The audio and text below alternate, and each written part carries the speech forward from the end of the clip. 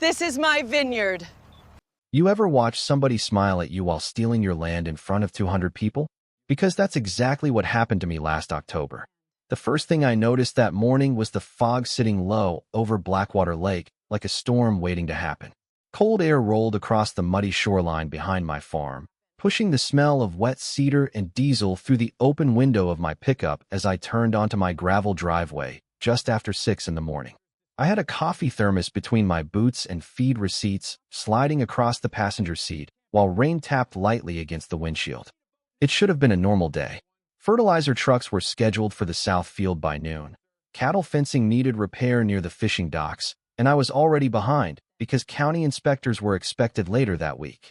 Instead, I rounded the bend near the old Cedar line and nearly drove straight into 3 white catering vans parked across my property. At first, I honestly thought somebody got lost. Then I saw the wedding arch white roses, gold chairs, a polished dance floor sitting directly on my hay field less than 50 yards from the lake. Workers unloaded champagne crates while generators hummed through the morning fog. Somebody had even strung fairy lights across my irrigation posts. And standing right in the middle of it all was Vanessa Whitmore in a cream-colored trench coat, holding a clipboard like she owned the county. She didn't even look surprised when I stepped out of the truck. "Excuse me," I said calmly. "You people are on private property." A few workers froze. One guy carrying folding chairs glanced at Vanessa like he already knew trouble was coming. But she just smiled. Not nervous. Not embarrassed. That kind of polished country club smile people use right before they insult you politely. "Actually," she said, "this section falls under community shoreline access." I looked around slowly. "No, it doesn't." "Well," she replied, brushing rainwater off her sleeve, "that depends which survey map you're using." That was the moment I realized this wasn't confusion. This was planned. A black SUV rolled onto the grass behind her, and 2 private security guards stepped out wearing earpieces like somebody important was about to arrive. One of them moved toward me immediately. "Sir, we're preparing for a private event." I laughed once because I honestly couldn't believe what I was hearing. Private event? On my farm? Vanessa tilted her head slightly. "Mr. Bennett, there's no reason to create a scene." That hit me harder than it should have. Because now vendors were watching. Florists. Caterers. Even a photographer standing under a tent pretending not to stare at me. Suddenly, I wasn't the landowner anymore. I was the problem standing in the way of her perfect lakeside wedding. And she knew exactly what she was doing. If you've ever dealt with HOA people, comment below what state you're watching from, because some of these folks treat rules like royal bloodlines. Vanessa stepped closer, lowering her voice just enough to sound civilized. "We already have guests arriving by 11, Cole. It would be extremely embarrassing if law enforcement had to remove someone. From my own land." The wind off the lake picked up harder then, rattling the tent poles while thunder rolled somewhere beyond the trees. For a few seconds, nobody moved. Just rain hitting metal equipment cases and waves slapping against the dock down by the shoreline. Then I noticed something else. 2 temporary signs near the catering station. Whitmore Lakeside Wedding. Private family property event.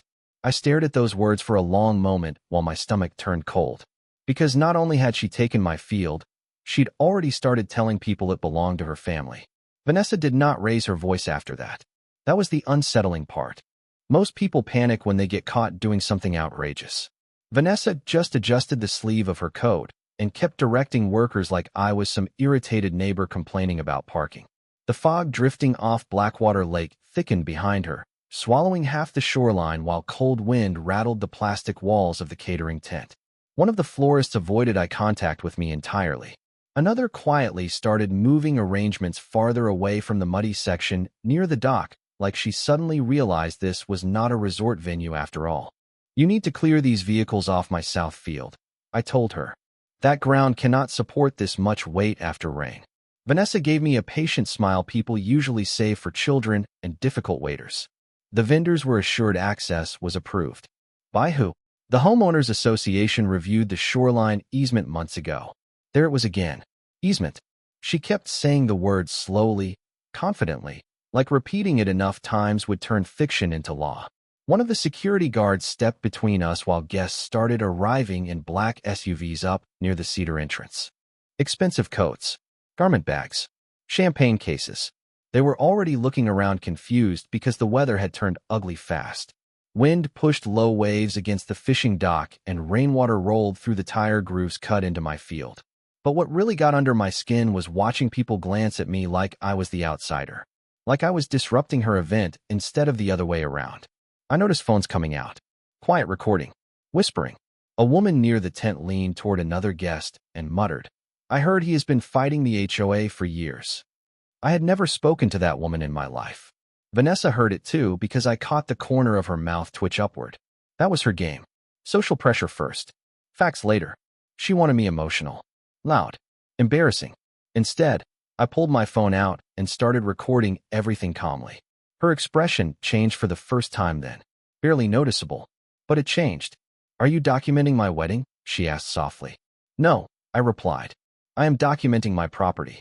Silence settled between us for a second except for rain tapping the metal roof of a portable bar station nearby. Then a man in a gray suit hurried over carrying a clipboard soaked around the edges from the weather. Wedding planner. Mid-40s. Stressed already. "Vanessa, the musicians are asking about the moisture issue near the platform." She ignored him. "Cole, I think we can all behave like adults here. Adults usually ask permission before occupying someone else's land." The planner looked back and forth between us. "Wait," he said carefully. "You own this property?" Vanessa answered before I could. "Partially disputed access area." That wording hit me immediately because it sounded rehearsed. Legal enough to scare people. Vague enough to avoid direct lying. The planner's face drained of color anyway. He turned toward the lake, toward the signs, toward the generators sitting on my hay field. You could actually watch the panic begin behind his eyes. Then another vehicle rolled down my gravel driveway. County utility truck. 2 workers stepped out wearing orange rain jackets. One of them recognized me instantly. "Morning, Cole," he called out. "You still wanting the fertilizer tanks delivered around noon?" The entire atmosphere shifted at once. Vanessa slowly turned toward me. "The what?" she asked. I did not answer her right away.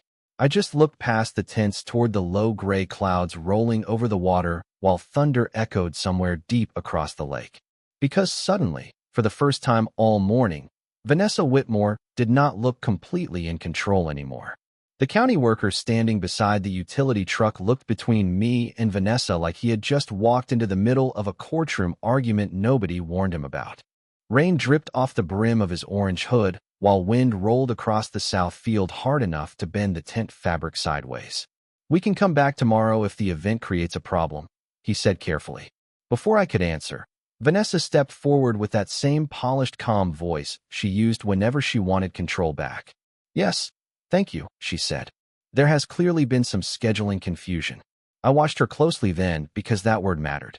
Confusion, not trespassing, not unauthorized use. She was already shaping the story for witnesses. "No confusion," I replied. "Application was filed 3 weeks ago." The worker nodded immediately. "County approved it Monday."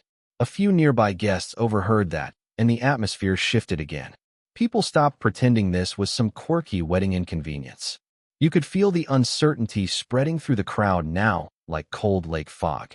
The planner pulled Vanessa aside near the catering tent and started whispering urgently, while another gust of wind rattled silverware across the reception tables. I caught pieces of it anyway. "You told us the property rights were settled. Keep your voice down. There are contracts involved here." Vanessa spotted me looking and instantly lowered her tone again. That was her talent. She never exploded publicly. She tightened, like somebody squeezing a wire. I climbed back into my pickup mostly to get out of the rain for a minute, but honestly, I needed the silence too.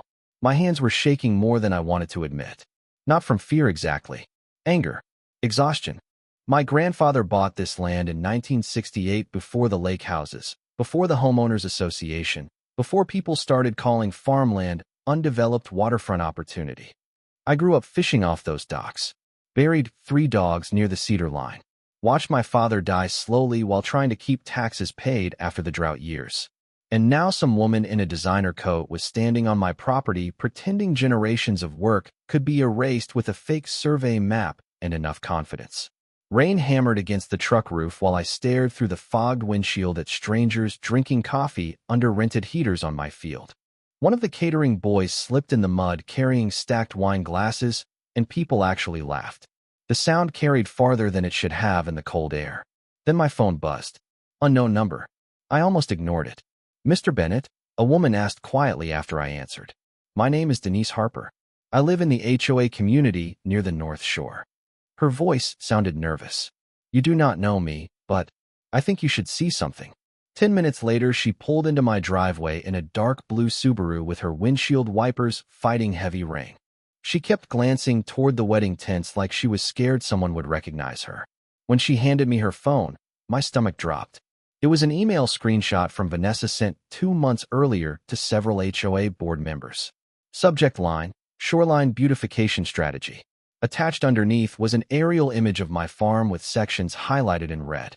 One sentence near the bottom stood out immediately. Once public event usage establishes perceived shared access, resistance becomes harder to defend legally. I read that line twice while thunder rolled low across the lake. This was never about a wedding. The wedding was leverage. Denise swallowed hard and looked toward the field. People in the neighborhood are starting to panic, she admitted softly. Some residents thought this was approved.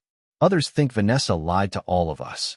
Behind us, music testing suddenly echoed through the rain as violin speakers crackled alive near the shoreline. And for the first time all morning, Vanessa Whitmore was not just risking embarrassment anymore. She was risking exposure. By late morning, the rain had settled into that steady cold drizzle that makes everything around a lake feel heavier than it really is. The fog still hung low over Blackwater Lake, swallowing the far shoreline until the fishing docks looked like shadows floating in gray water. Guests kept arriving anyway. Luxury SUVs rolled slowly down my gravel driveway while attendants with umbrellas guided people around puddles forming beside the reception tent. But the mood had changed. You could feel it in the silence between conversations. People were whispering now, looking around, watching me when they thought I would not notice. Denise stayed parked near the cedar line, too nervous to leave yet, while I sat in my pickup rereading Vanessa's email screenshot. Every sentence made my chest tighten more. She had not stumbled into this situation. She had studied it, planned it, weaponized public perception before a single chair ever touched my field. My phone buzzed again. This time it was my fertilizer contractor, Hank Mercer. Cole, he said over loud engine noise. My drivers are asking if the access road near the south pasture is still clear. I looked toward the wedding setup where valet attendants were now parking guest vehicles dangerously close to the equipment path. For now, I answered. Do not reroute anything yet. Hank paused. You sound irritated. I almost laughed at that. Instead, I said quietly, there is a wedding sitting on top of my application zone. Silence on the line. Then one slow whistle. That is not good. No, it was not. Because agricultural timing around the lake mattered. The county allowed fertilizer spreading during a narrow environmental window before runoff restrictions tightened for winter. Missing it would delay my hay cycle by weeks and cost me contracts already locked in for spring feed supply. Vanessa either did not know that or did not care. Both possibilities bothered me. I stepped back out into the rain and walked toward the shoreline, where violin music drifted awkwardly through the wind from a speaker system struggling against moisture. The planner saw me first. His suit jacket was soaked through and his polished confidence from earlier was gone completely. Mr. Bennett, he said quickly, lowering his voice. I need you to understand I was told all permits were verified. By Vanessa? He nodded once. Her office sent revised boundary documents last month. Revised. Another careful word. Another layer. Before I could answer, Vanessa appeared beside him carrying a crystal champagne flute she had not even touched. Her smile was tighter now, but still controlled. Cole, she said softly, you are creating unnecessary panic. I am not the one who forged access claims. Her eyes sharpened instantly. Be careful accusing people of crimes in public. Be careful hosting weddings on farmland during active operations. For the first time, her composure cracked just enough for me to see actual irritation underneath. Not anger. Fear of losing control. Around us, guests were openly staring now. A bridesmaid near the dance floor whispered something to another woman while looking directly at Vanessa. Two older residents from the HOA community quietly walked back toward their car without speaking to anyone. Even the bartender had stopped unpacking liquor bottles. Then the sound hit us. Deep diesel engines rolling slowly down the county road beyond the cedar trees. Every worker on the property looked up at once. Through the fog, yellow tanker lights flickered against the rain like something enormous moving just out of sight. Hank's convoy had arrived earlier than expected. Vanessa turned toward the road, and this time she did not bother pretending to smile. The tanker convoy emerged slowly through the fog like a line of moving shadows, headlights glowing dull yellow against the rain. 3 massive stainless steel trailers rolled down the county road past the cedar break, their tires grinding through wet gravel before turning toward my access lane beside the south pasture. The sound alone changed the atmosphere completely. Conversations around the reception tent started fading one by one until all you could hear was diesel engines, lake wind, and rain ticking against folding chairs. Vanessa stood perfectly still near the dance floor, staring at the trucks with the expression of someone realizing the situation was no longer operating inside her control. The planner hurried toward me before the convoy even reached the gate. "Mr. Bennett," he said quietly, trying not to sound desperate, "there has to be a compromise here." "There was," I replied. "It was called asking permission before occupying my farm." He rubbed rainwater off his forehead. "You understand what happens if this wedding collapses financially." I looked past him toward the shoreline, where workers were struggling to secure linen tablecloths whipping in the wind. "You understand what happens if I lose my fertilization window." He did not answer because he already knew. Around us, more guests had started checking their phones. Word was spreading now beyond the property itself. Denise had apparently told a few residents about the email screenshot because I overheard 2 HOA homeowners near the catering tent arguing under umbrellas. Vanessa said the farmer approved this. Then why are county trucks here? I heard she used old shoreline maps. Every rumor made the atmosphere heavier. Nobody wanted to stand near Vanessa anymore. Even people still supporting her kept physical distance like fear itself had become contagious. The convoy stopped near my lower equipment shed overlooking the muddy shoreline. Hank Mercer climbed down from the lead truck wearing mud-covered boots and an old brown rain jacket. He glanced once toward the wedding setup and gave me a long look that said everything. "That is one hell of a venue choice," he muttered. Vanessa immediately walked toward him before I could respond. Her smile returned, but now it looked strained around the edges. "Sir," she said politely, "there has clearly been a scheduling conflict. We are prepared to compensate your company for any inconvenience." Hank looked at me before answering her. "Smart man. Operation belongs to the landowner," he said calmly. "Not me." Her jaw tightened slightly. "You are transporting agricultural waste beside a formal event with hundreds of guests." "Fertilizer," Hank corrected. "State regulated." That correction landed harder than she expected because nearby guests heard it too. Fertilizer sounded legal. Necessary. Farm operation. Waste sounded reckless. She had tried framing the narrative again and failed publicly this time. Rainwater dripped from the edge of the reception tent while silence spread across the field in uncomfortable waves. Then another problem hit her. One of the bridesmaids approached carrying her phone with panic all over her face. "Vanessa," she whispered urgently. "People online are posting about the property dispute already." Vanessa grabbed the phone too quickly. I caught a glimpse of a neighborhood Facebook page filled with comments from local residents asking why an HOA wedding was being hosted on active farmland during county-approved operations. Somebody had already uploaded drone photos of the tanker convoy approaching through the fog. Somebody else posted screenshots questioning the legality of the venue itself. Vanessa looked back at me after reading the comments, and for the first time all day, I saw something underneath the entitlement. Not guilt. Fear. Real fear. Because public embarrassment inside a gated HOA community spreads faster than wildfire, especially when wealthy people start realizing they may have been lied to. Thunder rolled low across the lake again, while Hank's drivers began checking pressure valves beside the tankers. The smell had not reached the field yet, but everyone knew it was coming. The smell still had not reached the wedding field, but tension already had. You could see it everywhere now. Guests standing under heaters pretending not to stare. Vendors whispering beside catering vans.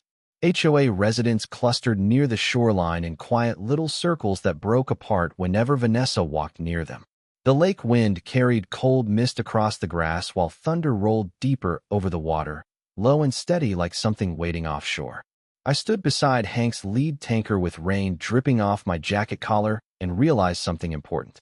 All morning I had been reacting to Vanessa, defending myself. explaining myself. That ended right there.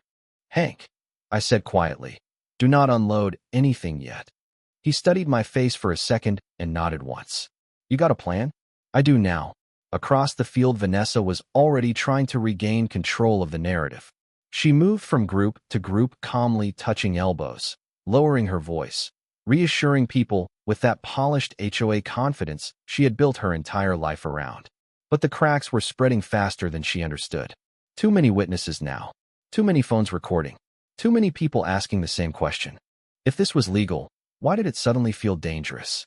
I walked back toward the reception tent carrying my phone and a waterproof document folder from the truck. Rain tapped steadily against the white canvas roof overhead, while violin music struggled awkwardly through the speakers. The atmosphere felt less like a wedding now and more like the hallway outside a courtroom before a verdict. Vanessa saw the folder immediately. Her eyes narrowed. What is this? She asked. Operational documentation. You are being dramatic. No, I replied calmly. I am protecting myself. A few nearby guests went silent listening to us. Even the bartender stopped moving. I opened the folder slowly on one of the cocktail tables. County fertilizer permits. Environmental compliance approvals. Agricultural timing exemptions. Delivery authorizations signed and stamped 3 weeks earlier. Every document dated before her wedding setup ever touched my property. I did not raise my voice once. That was the part that unsettled people most. Under state agricultural protection law, I explained evenly, interference with scheduled nutrient application can create financial liability if crop loss occurs. Vanessa folded her arms. You cannot seriously expect people to believe you would continue this operation during a formal event. You cannot seriously expect me to absorb 6 figures in losses because you ignored property boundaries. That landed hard. Several guests visibly reacted to the number. One older man near the heaters muttered, 6 figures? While another quietly stepped away from Vanessa altogether. Social gravity had started shifting. Then the real problem arrived. A dark county sedan rolled slowly onto the gravel driveway near the Cedar entrance. Not sheriff. County Environmental Compliance Office. I recognized the seal immediately on the door. So did Hank. That is not random timing, he muttered beside me. Apparently somebody inside the HOA had panicked enough to start making calls.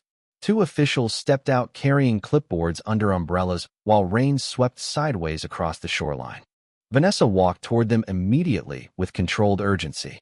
Thank God, she said. This operation is threatening public safety.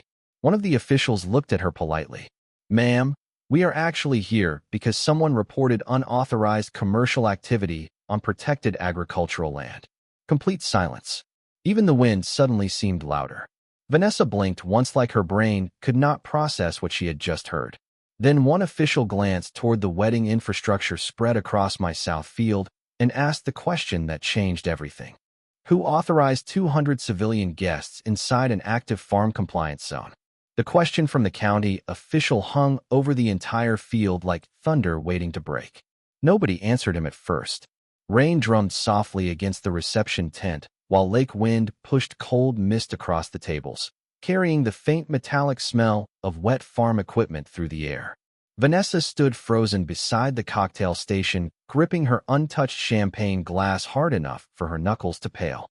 Just an hour earlier, she had moved through the crowd like she owned the shoreline.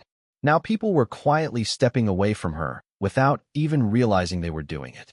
The county official looked around slowly at the dance floor, the generators, the catering setup buried halfway into my south field mud. Who signed off on this event? He repeated calmly. Vanessa recovered just enough to straighten her posture. The Homeowners Association approved temporary shoreline access under beautification provisions.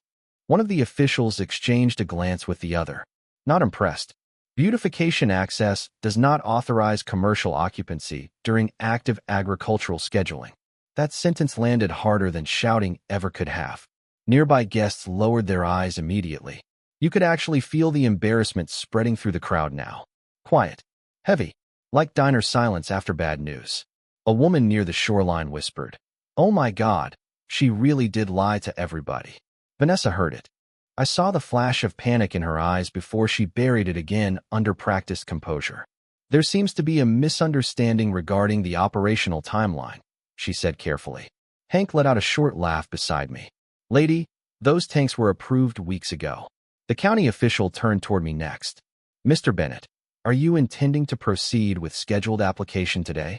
Every face on the property shifted toward me at once. Even the violin music had stopped by then. I looked across the field my grandfather once cut by hand before machines ever touched this farm. Wet cedar, muddy shoreline, rain rolling across the grass under low gray skies. For the first time all day, I did not feel cornered anymore. I felt steady. I intend to comply with my permits, I answered calmly. And I intend to avoid unnecessary safety risks. That distinction mattered. The official nodded slowly like he understood exactly what I was doing. Protecting the legal narrative. Across the field, HOA residents had started openly separating themselves from Vanessa. Some gathered under umbrellas near their vehicles whispering furiously, while others avoided eye contact entirely. One older board member actually walked up to the county officials and quietly said, "For the record, several of us never approved a wedding on active farmland." Vanessa spun toward him immediately. "Richard, now is not the time." But it was already too late. Authority collapses slowly at first, then all at once. Phones were everywhere now. Recording, posting, sharing. A younger guest walked past muttering, "This whole thing is going viral." Another woman quietly removed a custom wedding gift bag from her arm and left it sitting abandoned near the heater station like she no longer wanted proof she attended. Then came the moment that finally broke Vanessa socially. The planner approached her carrying a stack of soaked contracts against his chest. His face looked pale, exhausted, defeated. "Our insurance provider just called," he said quietly enough that only nearby people heard. "They are asking whether the venue was misrepresented during filing." Complete silence followed. Vanessa opened her mouth, but no answer came out this time. Around her, people stopped defending her completely. Nobody stepped closer. Nobody helped. They just watched her standing there alone beside the lake while thunder rolled across blackwater water and Hank's tanker engines idled patiently in the rain. Rain kept falling in thin cold sheets across the field while the county officials moved under umbrellas from vendor to vendor asking quiet questions that nobody seemed prepared to answer anymore. The wedding had not officially collapsed yet, but emotionally it already had. The heaters hissed beside half-empty cocktail tables. Wet floral arrangements sagged in the wind. Guests who had arrived excited now stood near their vehicles scrolling through phones in uncomfortable silence while rumors spread faster than the weather. Vanessa remained near the shoreline, trying desperately to hold together what authority she still had left. "Nobody is shutting anything down," she said sharply to the planner. "This is temporary confusion being exaggerated by people with personal motives." But even she did not sound convinced anymore. Her voice had started tightening at the edges, brittle underneath the polish. One of the county officials approached me beside Hank's tanker trucks, holding a soaked clipboard against his jacket. "Mr. Bennett," he said calmly, "we are advising all non-essential civilians to clear the operational zone pending liability review." That sentence changed everything. Because once county language shifts to liability review, wealthy people hear one thing only: risk. Within minutes, guests started leaving quietly. No dramatic scene, just social retreat. A woman carrying expensive heels through the mud muttered, "I told my husband this felt wrong the second we arrived." Another resident avoided looking at Vanessa completely while backing her SUV down the gravel drive. The isolation around Vanessa widened with every passing minute. Then headlights appeared near the cedar entrance again, this time sheriff vehicles. Two county deputies stepped out into the rain wearing dark jackets with water dripping from their brims. The entire field went silent watching them approach. Vanessa moved first, almost relieved to see them. "Officer," she called out quickly, "this property owner is threatening to sabotage a permitted event." One deputy glanced toward the tanker convoy. "Agricultural operation is county approved." But he knew there was a wedding here. I answered before the deputy could. I knew there were trespassers here. Silence again. Heavy silence. The kind that settles over diners after somebody says something true nobody wants to argue with. One of the deputies asked calmly, "Who authorized event access onto active farmland?" Nobody answered immediately, not even the planner this time, because now lying carried consequences. The county official stepped forward instead and handed the deputies preliminary documentation.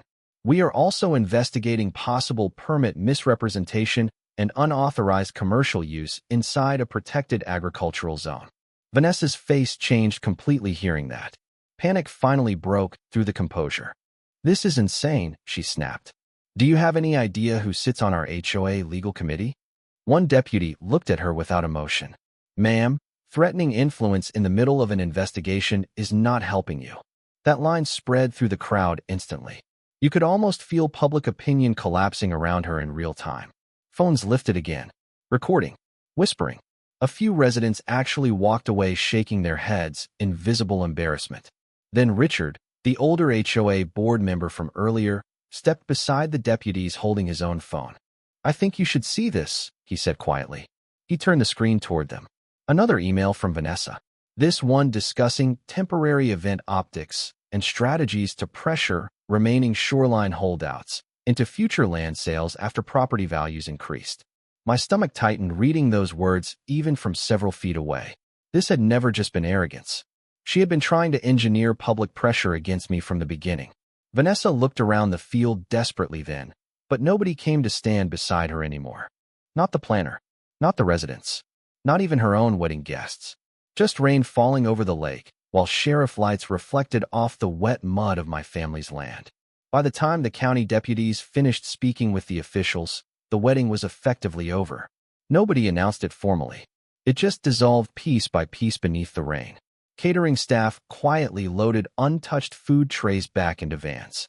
Musicians packed soaked equipment under gray skies while guests slipped away down the gravel driveway, trying not to make eye contact with one another. The only sounds left across the shoreline were diesel engines idling beside Hank's tankers, rain tapping against metal roofs, and waves pushing against the fishing dock through the fog.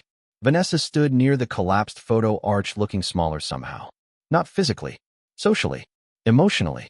Like the authority she spent years building inside, that HOA community had washed out into the mud with everything else. One of the deputies finally approached her holding a waterproof notepad. "Ma'am, county investigators may contact you regarding permit disclosures and possible commercial misrepresentation." She stared at him in disbelief. "This is absurd. I was trying to improve the community." The deputy answered calmly. "Improvement usually starts with permission." That line followed her harder than any fine ever would. Residents heard it. Vendors heard it. Phones recorded it. By afternoon, the entire Lakeshore community was already talking. Some blamed her arrogance. Others blamed the HOA culture itself. But nobody defended her publicly anymore. Even Richard and two other board members formally suspended an emergency HOA meeting that evening after learning the association attorney refused to represent the event liability exposure. Vanessa left shortly before sunset without saying another word to me. No apology, no final threat, just silence. Her SUV rolled slowly down my gravel driveway through fog and rain while nobody waved goodbye. I stood near the reopened farm gate watching her taillights disappear beyond the cedar line. And for the first time all day, I finally breathed normally again. Hank walked over beside me, pulling off his gloves. "You still want us to proceed?" he asked quietly. I looked across my south field. Chairs gone. Generators gone. Tire tracks carved through wet hay near the shoreline where strangers had treated my family land like a backdrop for social status. But it was still mine.